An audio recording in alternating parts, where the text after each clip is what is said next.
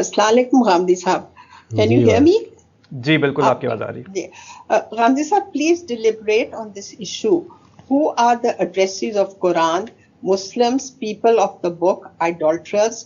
What about the rest of faiths and religions, atheists, Buddhists, others Quran does not mention or address them? It confines itself to faith in Arabia. It does not mention the eternal faith. What would you say to them? For Quran to be universal, it has to address every faith. اگر مہربانی کر کر اس کا مجھے جواب تھوڑا سا دے دیجیے. شکریہ. جی بہت شکریہ.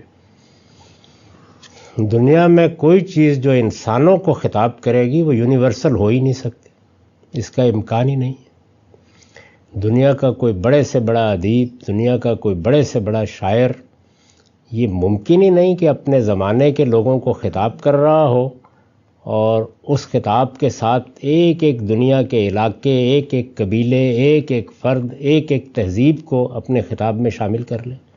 یہ ممکن ہی نہیں. انسانوں سے جب بھی بات کی جائے گی تو ہمیشہ جس وقت بات کی جائے گی اور جن لوگوں سے بات کی جائے گی ان کے لحاظ سے بات کی جائے گی. تو قرآن مجید سرزمین عرب میں نازل ہوا، محمد الرسول اللہ صلی اللہ علیہ وسلم پر نازل ہوا. آپ ایک قوم کے فرد تھے، ایک علاقے میں رہتے تھے، آپ کی ایک تہذیب تھی، آپ کی ایک تاریخ تھی، آپ کی قوم کی بھی ایک تاریخ تھی، اور ایک زمانہ تھا جس میں آپ نے یہ سب کیا. یعنی اگر آپ آج سے 1400-1500 سال پہلے کے عرب کا تصور کریں تو اس وقت جو لوگ سامنے موجود ہیں انہی سے بات کی ابتدا ہوگی. اس سے مختلف کوئی طریقہ اگر قرآن اختیار کرتا تو پھر اس کو نہ محمد الرسول اللہ پر نازل ہونا چاہیے تھا، نہ عرب میں نازل ہونا چاہیے تھا. پھر آسمان سے قرآن کی آواز ہر دور میں آتی رہنی چاہیے تھی، اور وہ بھی اگر عالمگیر قسم کی آواز ہوتی تو ایک ہی وقت میں تو دنیا کے ہر قبیلے کو نہیں پہنچائی جا سکتی تھی. تو ادھر کچھ اور کہا جا رہا ہوتا، مجھے کچھ اور کہا جا رہا ہوتا، آپ کو کچھ اور کہا جا رہا ہوتا. تو یہ در حقیقت ایک بالکل باطل غلط مقدمہ ہے جو لوگوں نے قائم کر لیا ہے. اعلیٰ درجے کا ادب، اعلیٰ درجے کا وعظ، اعلیٰ درجے کی تعلیم ہمیشہ مخاطبین کی رعایت سے ہوتی ہے. تو قرآن مجید نے بھی بالکل ایسے ہی کیا ہے، اس لیے کہ جن لوگوں کو خطاب کیا جا رہا ہے وہ انسان ہیں، اور انسانوں کا جیسے کہ آج کل کے زمانے میں آپ کے علوم استقراء کرتے ہیں تو سروے کے لیے ایک سیمپل منتخب کرتے ہیں، تو ایسے ہی اللہ تعالیٰ نے گویا ان کا انتخاب کیا. وہ انسان تھے، ہم سب انسان ہیں، ان کو خطاب کیا، اور ایک پس منظر تھا، ایک زبان تھی، ایک ادب تھا، اس کے محاورے تھے، اس کی تلمیات تھیں.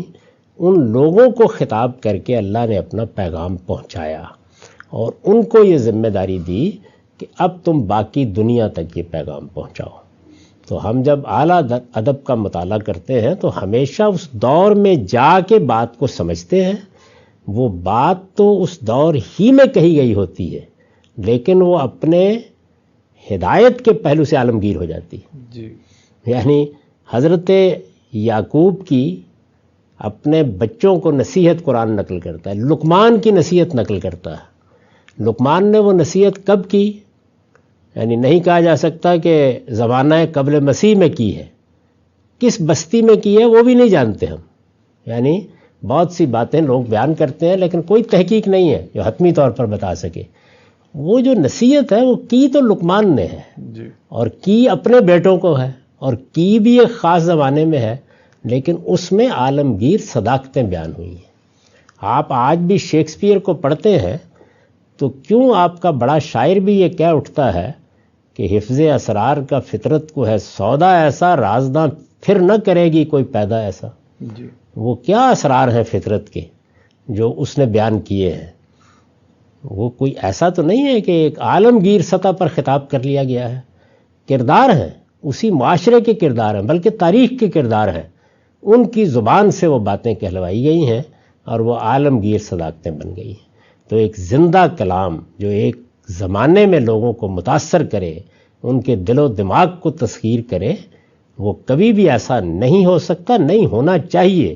سوچیں ذرا تھوڑی دیر کے لیے کہ اس وقت جو ہم جس دنیا میں جی رہے ہیں، آج سے 400 سال بعد پیدا ہونے والی دنیا کے اندر جو چیزیں وجود میں آئیں گی، جو نئی نئی ایجادات ہوں گی، کوئی شخص ان کے اجنبی سے نام لے کے ہمارے سامنے گفتگو کرنا شروع کر دے تو ہم اس کو پاگل قرار دیں گے، اس کی بات بے معنی ہو جائے گی۔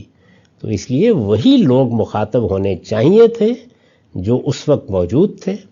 اللہ تعالیٰ نے انسانوں کے اس نمونے کو انتخاب کیا اور اس کے بعد عالمگیر صداقتیں اپنے پیغمبر کی زبان سے دیں۔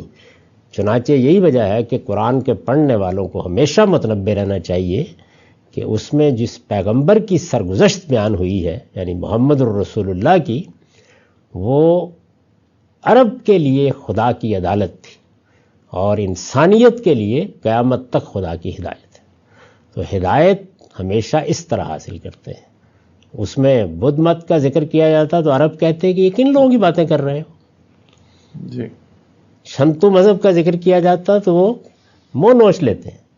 تو اس لیے لوگوں سے ہمیشہ خطاب جس زمانے میں کیا جائے، جس دور میں کیا جائے، زندہ بات اسی وقت ہوتی ہے جب ان کی جانی پہچانی چیزوں کا ذکر ہو، انہی کی بنیاد پر ان سے دلیل دی جائے۔ اور قرآن مجید کوئی تاریخ کی کتاب نہیں ہے کہ ساری دنیا کا ذکر کرے گا، وہ تو اپنے مخاطبین کے سامنے دلائل رکھ رہا ہے، توحید کے دلائل، آخرت کے دلائل، اعلیٰ اخلاق کے دلائل، اللہ کے سامنے جواب دہی کے احساس کے دلائل، یہ سب عالمگیر صداقتیں ہیں۔ لیکن یہ بیان جن لوگوں کے سامنے کی جا رہی ہیں، زبان بھی ان کی ہوگی، محاورہ بھی ان کا ہوگا، واقعات بھی ان کے ہوں گے، دلیلیں بھی ان کی ہوگی، تاریخ بھی ان کی جانی پہچانی ہوگی۔ بالکل سر، واضح ہوگی بات۔ یہ کوئی بھی بات جو ہے وہ اپنے زمانے اور پس منظر سے باہر کھڑے ہو کے نہیں کی جا سکتی، وہ ان نیچرل ہوگی۔ وہ یہ انسان کے لیے ممکن نہیں ہے۔ اللہ تعالیٰ نے اگر کوئی چھوٹا موٹا خدا بنایا ہوتا تو شاید اس سے بات ہو جاتی ہے۔ جی، انسان ہے، انسان تو محدود ہے۔ بہت شکریہ سر۔